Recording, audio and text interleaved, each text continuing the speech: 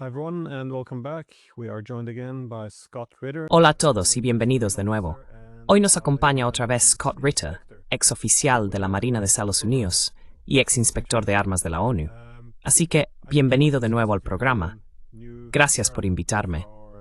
Realmente quiero hablar contigo sobre el nuevo giro en Washington respecto a cómo relacionarse con Rusia en esta guerra por poderes. Después de todos estos esfuerzos por promover una solución diplomática, primero con la reunión de Trump con Putin y luego con los europeos, ahora vemos que la retórica de Trump ha cambiado un poco. Ahora enviará más de 3.000 de estos misiles IRAM de medio alcance a Ucrania. Se habla de sanciones y, por supuesto, de que Ucrania debería pasar a la ofensiva. De nuevo, nunca se sabe cuánto de esto es solo para consumo interno y cuánto es una verdadera escalada. Pero supongo que, como inspector de armas, ¿qué opinas de esto? Llamémoslo una amenaza, una advertencia o un compromiso de enviar estos 3.500 misiles a Ucrania. These 3,500 missiles to Ukraine. Well, I think it's important that we link it with the post that, Bueno, Trump creo que es importante que lo relacionemos con la publicación que Trump hizo antes de este anuncio, en la que insinuaba que, bajo Joe Biden, a Ucrania no se le dio la capacidad de atacar a Rusia, y por lo tanto, no puedes defenderte adecuadamente si no puedes atacar a Rusia. La implicación de esto es que él estaba considerando dar a Ucrania los medios para lanzar operaciones ofensivas contra Rusia. Y de repente tuvimos este anuncio sobre los 3.200 misiles ERAMS. Así que si juntas las piezas, dices, ahí está, Donald Trump ahora está dando a Ucrania la capacidad de lanzar operaciones ofensivas contra Rusia en un intento de igualar las condiciones, por así decirlo. level the playing field, so to speak. Except that's just not what's happening. It's a bunch of Excepto que eso simplemente no es lo que está ocurriendo. Es mucho ruido y pocas nueces. Cuando miras el anuncio, para empezar, ya sabes, estamos considerando, o vamos a, o podríamos, o algo así. Todavía no hay ningún contrato firmado con Ucrania. En segundo lugar, si miras a los contratistas principales implicados y profundizas un poco, verás que uno de ellos tiene un contrato de $34 millones para desarrollar un único prototipo de misil. Un solo prototipo de misil. La fecha de entrega de este misil es octubre de 2025. Eso no es el mes que viene. Así que ni siquiera tienen un prototipo construido todavía. Ahora, una vez que ese prototipo esté construido, entonces comenzarán las pruebas operativas para asegurarse de que cumple con los parámetros, etc.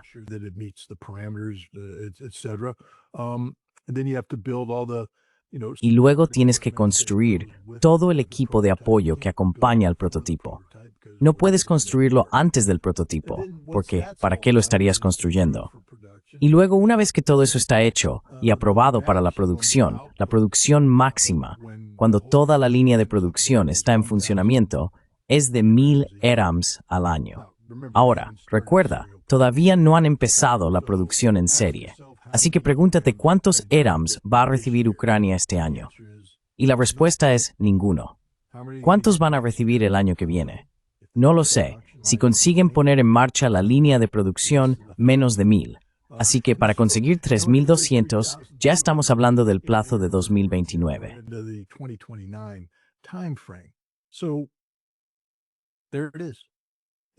Así que, de nuevo, ahí lo tienes. Todo es palabrería. Es lo típico de Trump. Es lo típico del apoyo estadounidense a Ucrania. Muchas palabras, grandes declaraciones, mucho drama, pero cero sustancia. Hoy no existe ningún misil ERAM. El prototipo aún no se ha completado. No lo han probado y no está en producción en serie. ¿Dónde nos deja eso? Pues con los rusos continuando sus operaciones ofensivas contra Ucrania, tanto en tierra como en el aire, y Ucrania sin medios para buena efectiva. Y para cuando los ERAM estén para Ucrania, probablemente ya no existe Ucrania.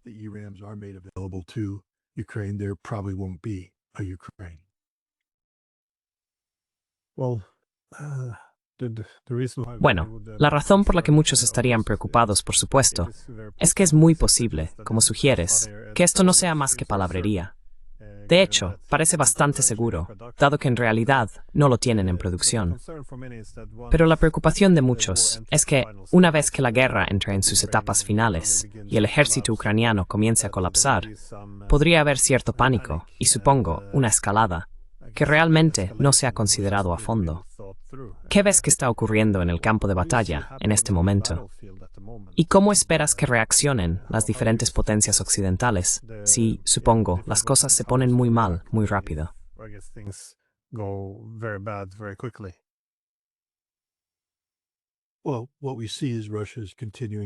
Bueno, lo que vemos es que Rusia sigue ejerciendo presión a lo largo de todo el frente, la línea de contacto con Ucrania. En algunas zonas, los ucranianos siguen resistiendo, en otras no lo hacen. Pero, en definitiva, incluso cuando resisten, los rusos logran flanquearlos, amenazarlos con el cerco y los ucranianos tienen que retirarse bajo fuego. Así que solo ayer, haciendo un recuento aproximado basado en los datos proporcionados por Rusia desde la línea de contacto, los ucranianos perdieron más de 1.200 hombres. Ahora bien, esto es solo en la línea de contacto. No incluye las fuerzas que son atacadas por los rusos utilizando sus drones en la profundidad estratégica.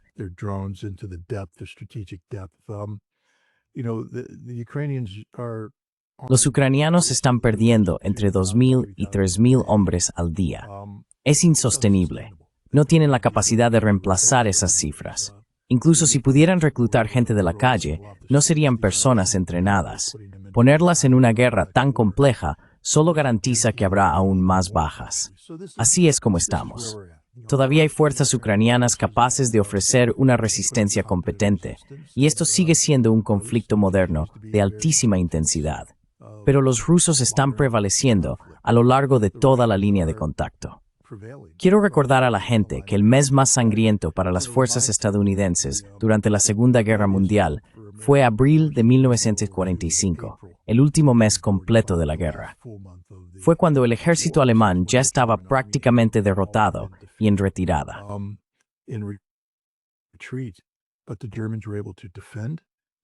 Pero los alemanes pudieron defenderse y lanzar contraataques localizados. A pesar de que los estadounidenses tenían la iniciativa en todo el campo de batalla, si dabas a los alemanes una oportunidad, te destrozaban. Y si los rusos dan una oportunidad a los ucranianos les devolverán el golpe. Es una guerra mortal.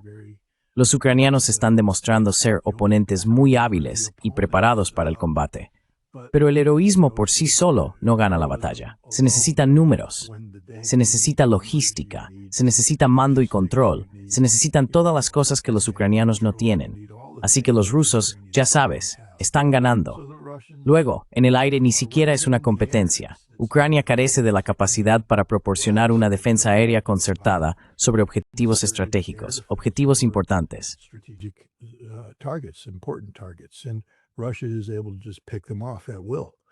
Y Rusia puede simplemente eliminarlos a su antojo. Sabes, si combinas estos dos factores, simplemente significa la ruina para Ucrania. ¿Qué va a pasar? Nada. Quiero decir, ¿qué va a hacer Europa? Los europeos acaban de reconocer que no pueden enviar tropas a Ucrania. No tienen tropas para enviar a Ucrania. Y si tuvieran tropas para enviar a Ucrania, no podrían apoyarlas logísticamente. Es solo una quimera. Europa no puede hacer nada sin el respaldo de Estados Unidos. Y Estados Unidos no los va a respaldar, no en esto. Así que creo que lo que vas a ver es mucho crujir de dientes, mucho tirarse de los pelos, muchas declaraciones audaces hechas por, ya sabes, políticos que...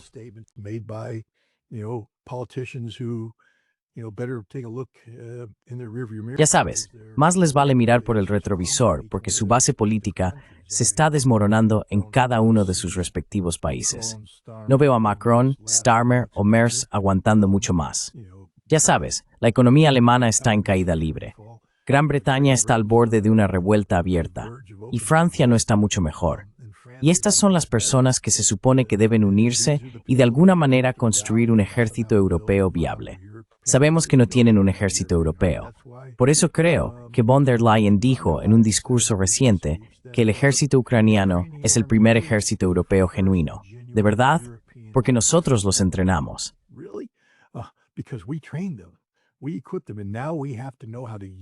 Los equipamos. Y ahora tenemos que saber cómo usarlos correctamente.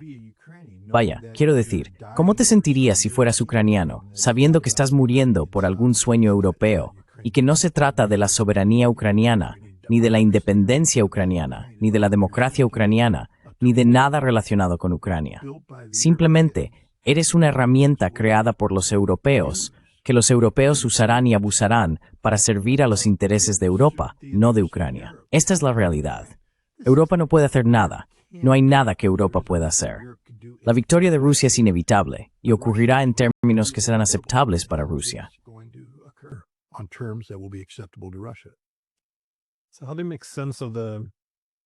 Entonces, ¿cómo interpretas la retórica de los europeos? Porque siguen hablando de la adhesión a la OTAN, de garantías de seguridad, quieren reparaciones. Además, dicen que Ucrania todavía puede ganar, pero incluso mientras afirman que hay que enviar tropas a Ucrania, están preparados. Una vez que se hacen estas declaraciones desde la UE, creo que fue el ministro de Defensa alemán quien salió y dijo que la UE no tiene mandato para enviar tropas, que los estadounidenses no proporcionarán el respaldo y que incluso si todo esto funcionara, realmente no tenemos las tropas.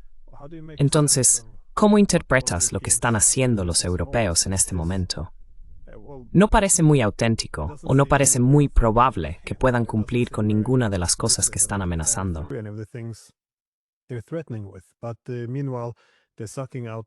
Pero mientras tanto, están acaparando toda la atención e impidiendo que se pueda presentar un acuerdo realmente favorable, algo que realmente aborde también las preocupaciones de seguridad del adversario y algo que pueda tratar las causas de fondo que Rusia sigue planteando.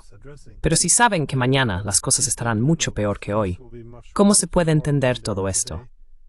Porque a menudo insisto en lo siguiente. Entiendo a los rusos. Ven esto como una amenaza existencial.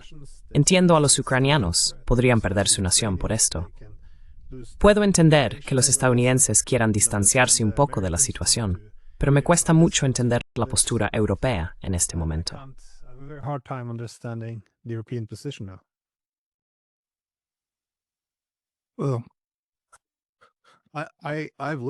Bueno, lo he analizado una y otra vez y solo puedo llegar a una respuesta lógica.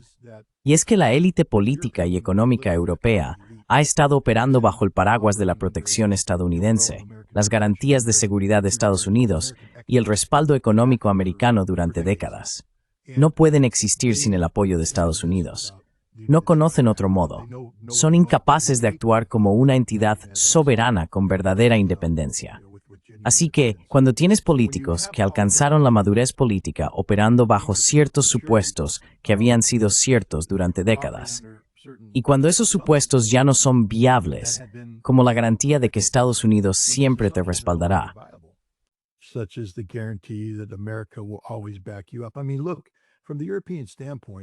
quiero decir, mira, desde el punto de vista europeo, tú y yo podemos rascarnos la cabeza y preguntarnos, ¿qué están haciendo? Están ganando tiempo. ¿Por qué? Bueno, ya tuvieron que ganar tiempo una vez antes. Recuerda, no es la primera vez de Donald Trump, es la segunda. Y en su primera vez, Europa, trabajando con el establishment estadounidense, dejó que se acabara el tiempo para Trump y evitó que Trump causara algún daño permanente y duradero. Luego llegó Biden, y Biden le dio a Europa todo lo que quería, excepto, ya sabes, un cierre definitivo. Pero ya sabes, consiguió que los europeos se comprometieran de lleno con este conflicto ucraniano. Quiero decir, consiguió que los alemanes le permitieran volar un gasoducto y destruir su economía.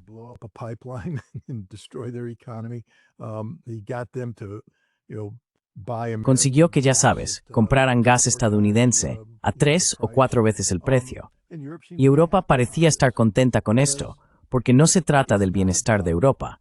Se trata de la viabilidad y sostenibilidad de las élites políticas y económicas europeas. Este es el entorno en el que pueden sobrevivir. Así que lo que están haciendo ahora es, al enfrentarse de nuevo a Donald Trump, cambiando las reglas del juego, optar por no cambiar el juego, dejar que pase el tiempo, esperar a que Trump termine. Y no tienen que esperar hasta el final de su mandato.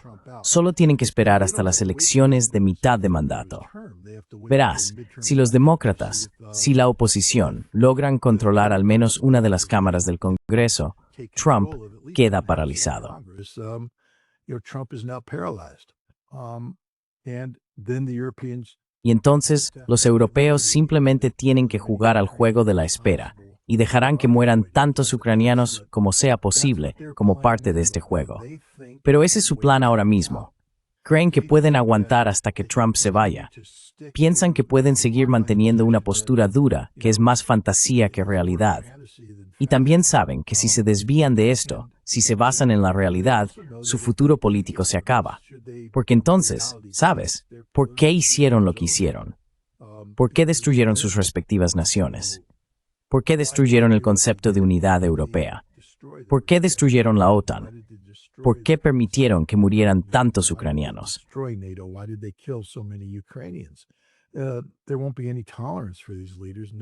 No habrá ninguna tolerancia para estos líderes y serán expulsados. Y para un político, eso es la sentencia de muerte. Ya sabes, uno se convierte en político porque busca fama, fortuna y todo lo que conlleva. No te haces político para dimitir honorablemente y retirarte tranquilamente en la oscuridad. Pero estas personas no se retirarían tranquilamente en la oscuridad. Probablemente haya cargos criminales que podrían presentarse, represalias políticas. Están luchando por su supervivencia existencial. Así que esta es una lucha existencial para Europa, para la élite política y económica europea. Si hicieran lo correcto e intentaran salvar vidas y promover la paz, políticamente se acabaría para ellos. Y para un político, eso es la sentencia de muerte.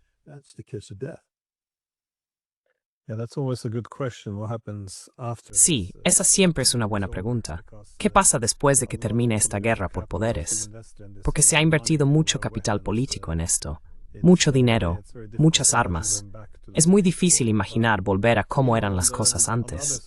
Pero, mientras tanto, por el otro lado, los rusos no parecen estar esperando a que Europa y Estados Unidos cedan con la esperanza de restablecer las relaciones más adelante.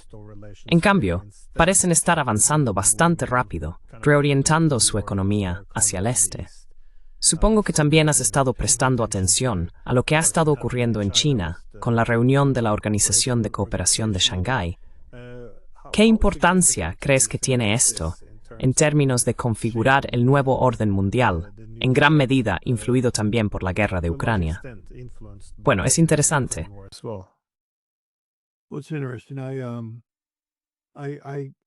A menudo escribo sobre cuestiones relacionadas con la seguridad energética.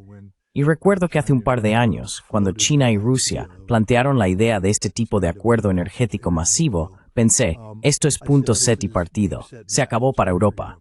Una vez que Rusia se vincule con China, no necesitarán a Europa, y Europa no le aporta nada a Rusia.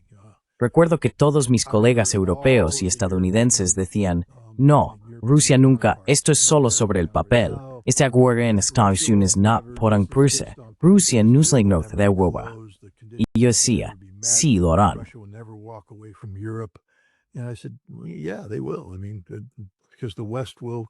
Quiero decir, porque Occidente va a seguir con la trayectoria política actual que inevitablemente lleva a que Rusia y China consoliden esta relación.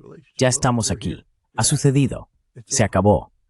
No sé qué piensa Europa que va a pasar, pero el día en que Europa tenía acceso a las reservas energéticas de Rusia para ser la energía barata de Europa, se ha terminado.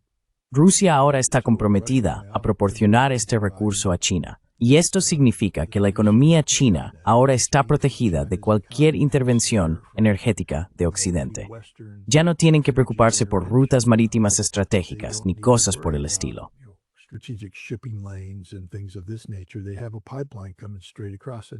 Tienen un gasoducto que cruza directamente. Y oye, ¿cómo te gustaría ser Mongolia? Porque vaya negocio.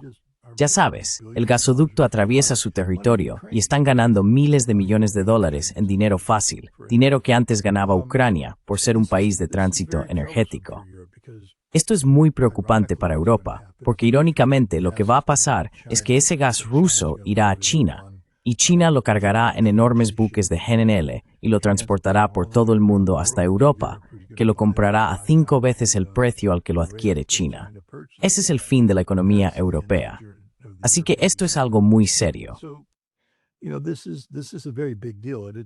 Not just this one deal, though. It's the Y no se trata solo de este acuerdo. Básicamente, Rusia, China y ahora India se están uniendo para crear una realidad económica a prueba de sanciones. El dólar es la moneda de reserva global. Sus días están contados ahora. Donald Trump realmente de verdad lo arruinó. Y estamos llegando al punto de no retorno, lo que significa que una vez que China, India y Rusia avancen lo suficiente en el camino hacia la independencia del dólar, no van a dar marcha atrás. Quiero decir, incluso si Estados Unidos hoy dijera, oye, todas las restricciones sobre el uso del dólar han terminado, puedes usar el dólar como quieras, sin restricciones bancarias, solo usa el dólar, por favor. Creo que los chinos y los rusos definitivamente dirían, no, gracias. No, thanks. Because we understand what you have the potential of doing, and we're going to make sure you never get. Porque entendemos de lo que eres capaz, y vamos a asegurarnos de que nunca más tengas ese potencial para asfixiar nuestras respectivas economías. Y me imagino que la India también podría sumarse, porque esta no fue una política bien pensada, imponer aranceles energéticos a la India por el supuesto delito de comprar energía rusa. Así que, ya sabes, Donald Trump es... No soy economista, pero leyendo lo que dicen sobre el mercado de bonos y el aumento de los tipos de interés, estamos ante el colapso del sistema económico que mantuvo unido el orden internacional basado en reglas durante décadas. Y ya sabes, ¿qué lo va a reemplazar? Es una pregunta legítima.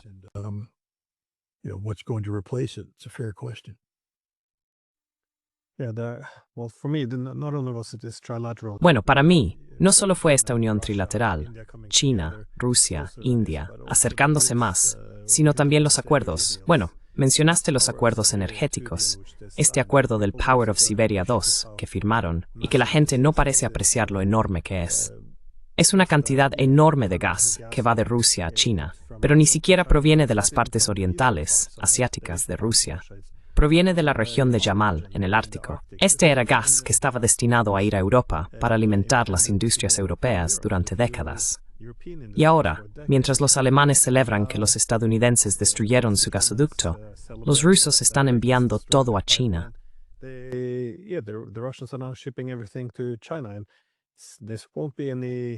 Y esto no será una reconsideración. Son contratos de unos 30 años. Así que, ya sabes, es bastante extraordinario. Creo que lo que cuesta entender en Europa es que en los años 90 la idea era, construyamos una Europa en la que Rusia no esté sentada en la mesa, pero siga rondando por la periferia. Tiene que hacer lo que se le dice, aunque no tenga voz. Y ahora se han ido, y no creo que la gente aprecie lo que supone esta pérdida. Pero por otro lado, desde la perspectiva estadounidense, parecía que Trump vio lo que se avecinaba y quería cambiar las cosas.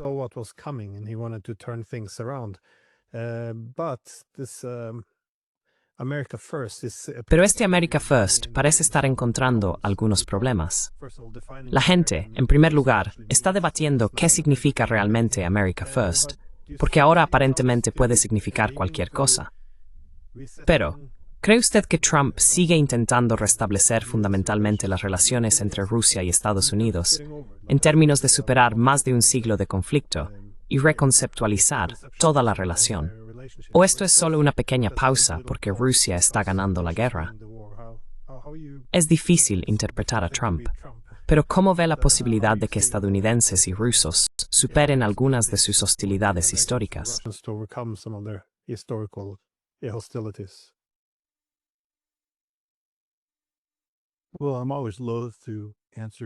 Bueno, siempre me resisto a responder en nombre del pueblo ruso, de la nación rusa o del presidente ruso porque soy estadounidense.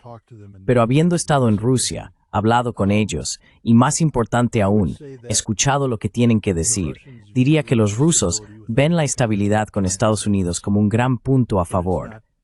Pero no es algo por lo que estén dispuestos a comprometerse para lograrlo.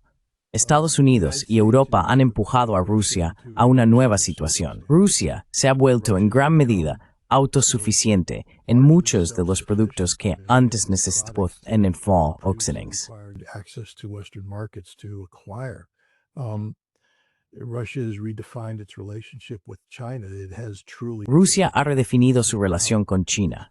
Realmente ha girado hacia el este y ahora va a obtener ingresos significativos que le permitirán continuar con las inversiones en infraestructuras y reinvertir en negocios para compensar el vacío creado cuando Occidente se retiró de Rusia. Pero Rusia no necesita a Occidente para sobrevivir. ¿Les gustaría tener relaciones normales con Occidente? Por supuesto que sí. Nunca ha dejado de ser su objetivo. Y por eso Rusia deja la puerta abierta al presidente Trump. Pero Rusia no va a hacer concesiones para que Trump cruce esa puerta.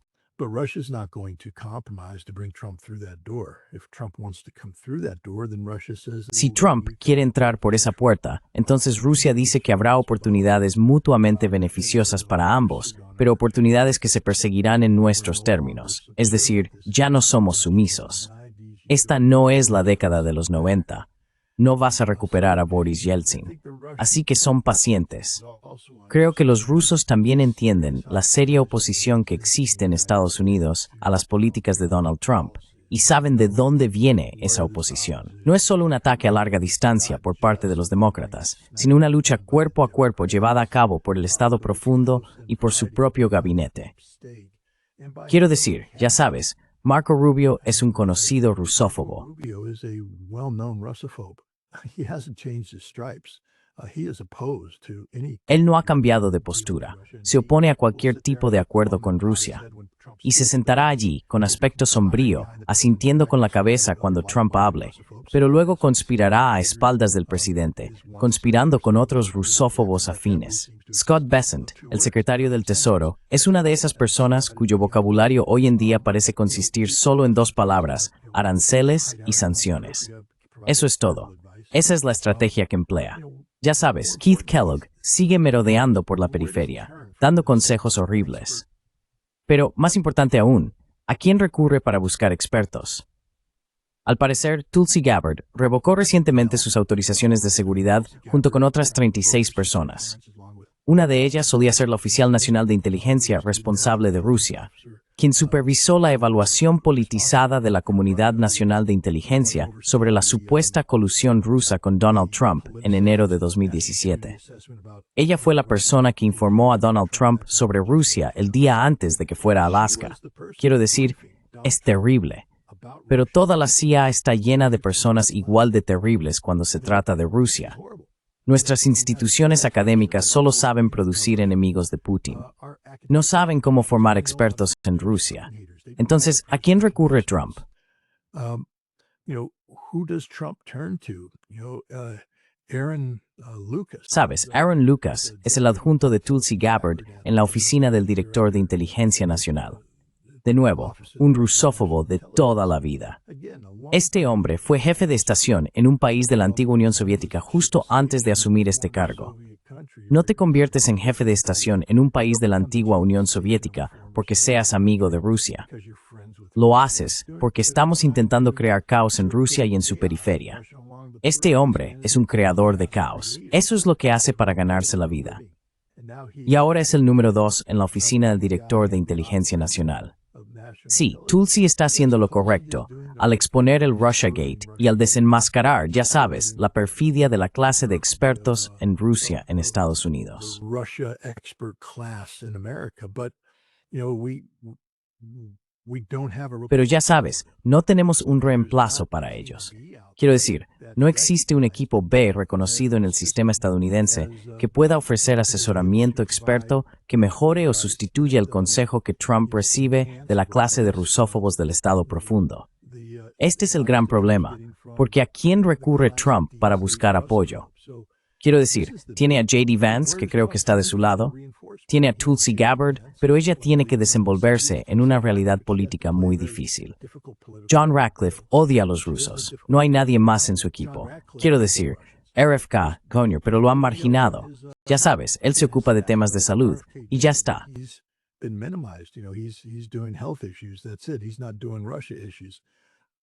No está gestionando los asuntos relacionados con Rusia. No hay un equipo de personas ahí respaldando a este presidente. Y este presidente, al final del día, no sabe lo suficiente sobre Rusia de forma inherente, como para formular su propia posición basada en hechos. Así que depende del asesoramiento que le da a la clase rusófoba de los llamados expertos. Y hasta que no sean depurados, hasta que no sean reemplazados, este presidente va a estar muy influenciado por ellos. Los rusos lo saben, son muy conscientes de todo esto, y como he dicho, están dispuestos a dejar la puerta abierta. No será Rusia quien cierre la puerta, será Donald Trump quien la cierre. Y los rusos esperan que, ya sabes, ese momento, ese día, no llegue. Time that day will not come. Yeah, this is a similar problem in Europe. That is, Sí, este es un problema similar en Europa. Creo que la mayoría de la gente reconoce que si se quiere prosperidad económica y seguridad, hay que mantener relaciones adecuadas con el país más grande de Europa.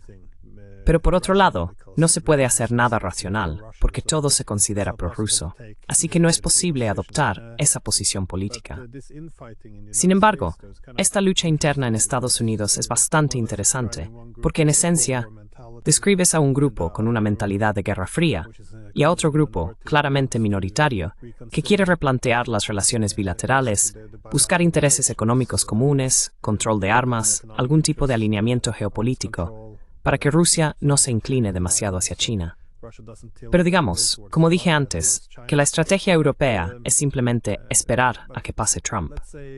¿Cuánto está cambiando Trump de forma permanente aquí? Quiero decir, ¿puede la OTAN siquiera tener un papel adecuado cuando termine esta guerra? Can NATO anymore have a proper role after this war is over? I don't believe so. I mean, let's parse it out a little bit. No lo creo. Quiero decir, analicémoslo un poco. Trump se atribuye el mérito de obligar a los miembros de la OTAN a aumentar su gasto en defensa del 2% al 5% del PIB. ¿Sabes? Mucha gente dice, bueno, eso es simplemente duplicar el tamaño de tu presupuesto de defensa. No. Estamos hablando del PIB. Así que, básicamente, están hablando de sacar dinero de un presupuesto finito. ¿Y de dónde vas a sacar ese dinero? Porque ahora mismo, estas naciones llevan décadas equilibrando sus presupuestos militares. Tienen otros problemas presupuestarios relacionados con las pensiones.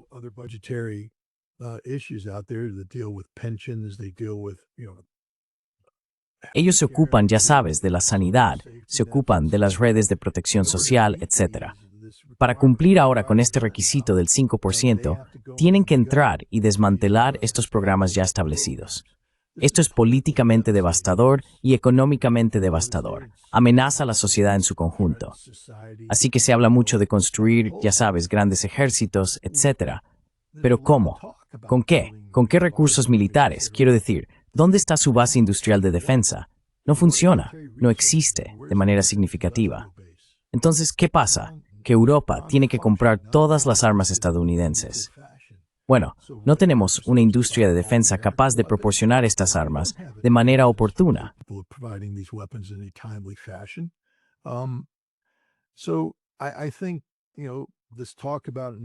Así que creo que, ya sabes, esta charla sobre una OTAN ampliada es simplemente absurda. La OTAN está acabada. La OTAN se ha terminado. Mientras hablamos de la unidad de Europa, tengamos en cuenta la siguiente realidad. Hay otras dos alianzas militares que se están desarrollando en suelo europeo con la participación de miembros de la OTAN. Una es una alianza entre los croatas, los albaneses y los kosovares. Han creado esta alianza porque se oponen a los serbios, los eslovacos y los húngaros. Así que aquí tenemos estas dos nuevas alianzas militares creándose justo en el corazón de Europa Central. ¿Cómo va a gestionar eso la OTAN?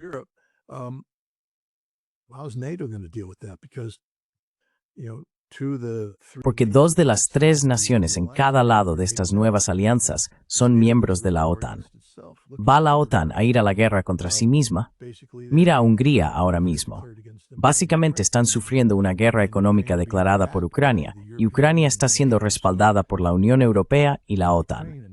Así que Ucrania, que no es miembro de la UE, está llevando a cabo una guerra económica híbrida, de nivel existencial, contra Hungría, y están siendo respaldados por Europa y la OTAN, en lugar de que Europa y la OTAN respalden a Hungría.